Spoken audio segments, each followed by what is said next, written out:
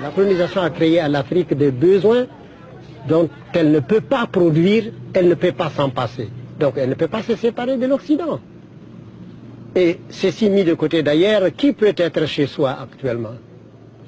Personne. Personne n'est plus chez lui. Nous sommes tous citoyens du monde. Alors nous avons un lieu de naissance, nous devons être citoyens de partout. Et alors c'est pourquoi il serait plutôt bon que nous soyons à l'entendement, à l'écoute les uns des autres, pour essayer de trouver ce que nous avons de commun pour bâtir le bonheur de demain. Et dans tout ça, l'homme doit être l'objectif principal. Parce que toute réalisation qui ne fait pas le bonheur de l'homme est un long feu. C'est comme on tire à la cible et puis on rate le but. Le but de notre évolution doit être l'homme.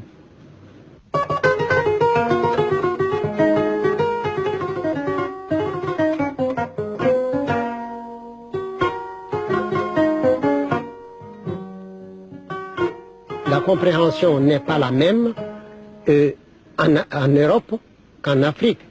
Et c'est ainsi par exemple qu'en Afrique, en Europe, quand vous regardez quelqu'un droit dans les yeux, c'est de la sincérité. Et chez nous, c'est une insolence.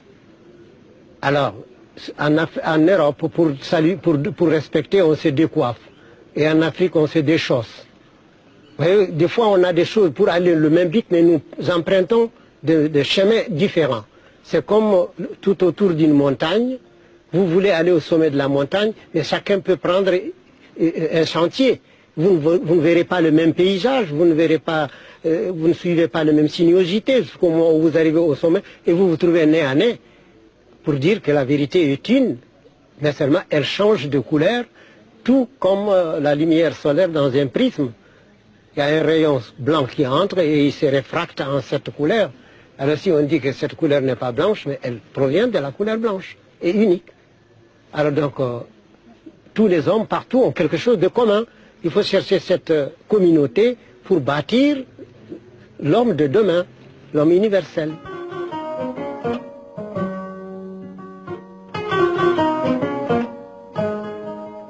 Il faudrait que la tradition occidentale se considère comme une des rails du chemin de fer et que la tradition africaine se considère comme l'autre. Alors les deux sont nécessaires pour que la locomotive se déplace. Mais ils sont parallèles, mènent à la même gare, mais il ne faut pas les mélanger. Parce qu'il y a des fois où, évidemment, il y a des, comment vous appelez ça, les tiges qui réunissent les deux barres sur la terre. Il y a des moments où on se rencontre, mais ce n'est pas toujours pareil. Alors donc, il faut accepter d'être l'un à l'écoute de l'autre.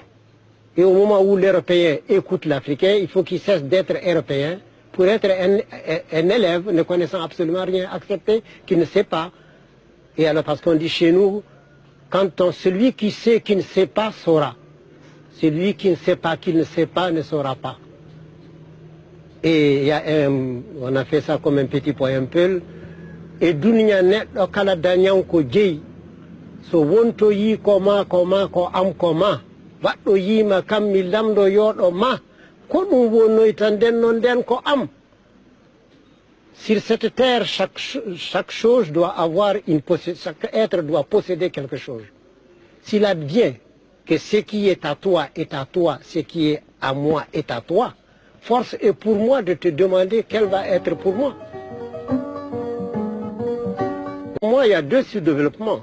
Il y a le sous-développement matériel et il y a le sous-développement aussi intellectuel. Parce qu'un homme qui rompt avec sa tradition pour adopter la tradition, totalement la tradition d'un autre, pour moi, il est sous-développé, ethniquement parlant. Puisque c'est le bonhomme qui va emprunter la charrue de quelqu'un et qui va travailler dans le jardin d'un autre. Alors, je comprends qu'il aille prêter la charrue de quelqu'un, mais qu'il vienne labourer la terre de son père. Ce serait beaucoup plus profitable pour lui. Et alors donc, il y a le sous-développement matériel et le sous-développement culturel. Et or, l'Afrique n'est pas culturellement sous-développée, mais elle n'a pas eu le moyen de s'exprimer.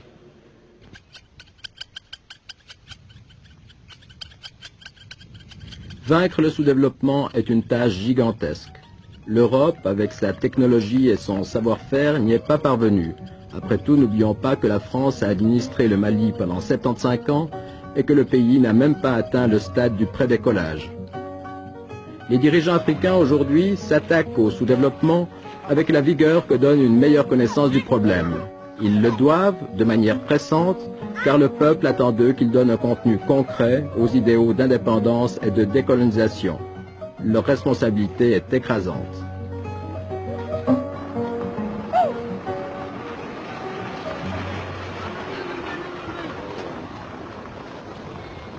On dit chez nous que pour mener un troupeau de 1000 têtes, il vous faut un bâton. Mais pour mener un troupeau de 1000 hommes, il vous faut 1000 bâtons. Alors, les chefs, il faudrait plutôt les regarder avec beaucoup plus de compassion qu'on ne le fait. Il faut des fois se mettre à leur place. Je rencontre des difficultés terribles, je me demande moi-même personnellement comment ils dorment.